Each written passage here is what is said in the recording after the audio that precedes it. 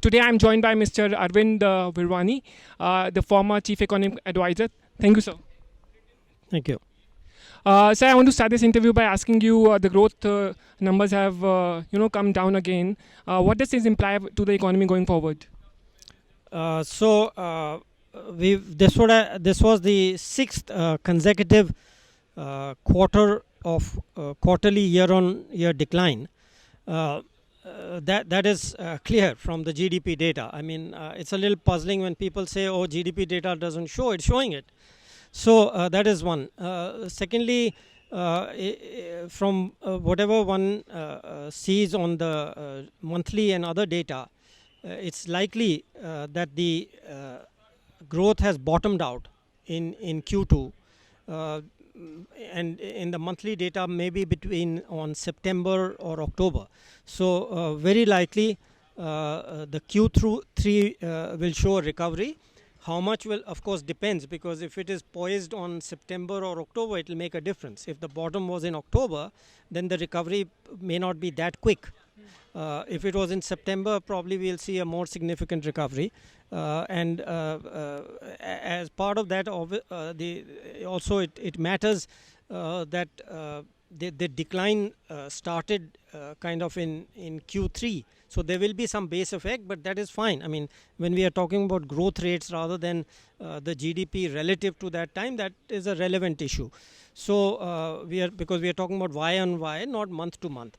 So because at the very least, it shows that the decline has stopped.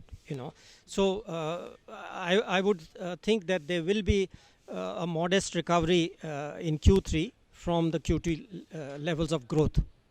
So let me come down to the growth levers and talking about the government spending. We haven't seen much of it even in the recent times. So what do you think is stopping government to increase its spends?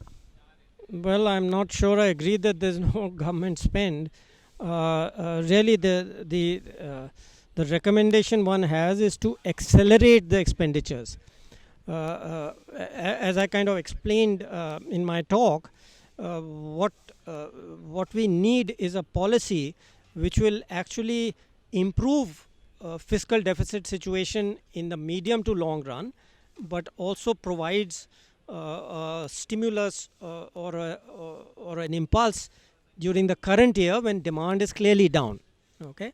So we need both a monetary and a fiscal stimulus. So the best way I know of providing a stimulus, current stimulus, but long-term improvement is through tax reform. So we've already had the corporate tax reform. We need to do the same with GST and simplify it, because that is most important for MSMEs.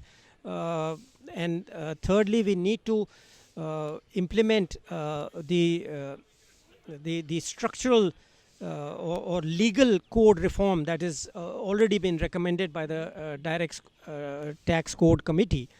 I would say here that one of the pressures which comes up in this context is that because there is a 1 year or a temporary revenue loss already from the corporate tax, there may be hesitation because there will be a further loss from direct tax code. I think that problem can be largely solved, not 100%, by separating out certain things which are separable. So as long as the structure of the code is reformed according to that, there are certain things like cesses and surcharges which could be phased out over the next 3 to 4 years. So that there is less immediate impact on the revenues. Sir, how do you think the stress in the financial sector would affect the recovery in the GDP numbers?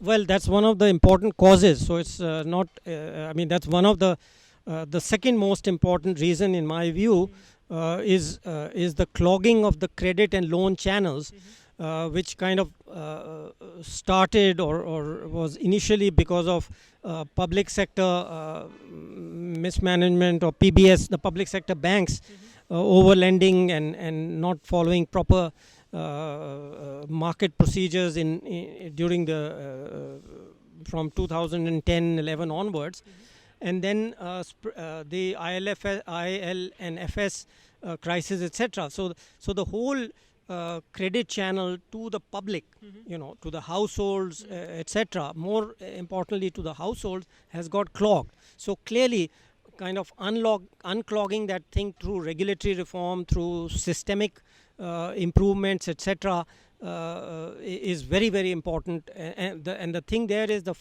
government is seized of the matter. It's also connected with the real estate problem. In fact, the original public sector problem was also heavily connected with the real estate. So it has been going on for something like 8-9 years now.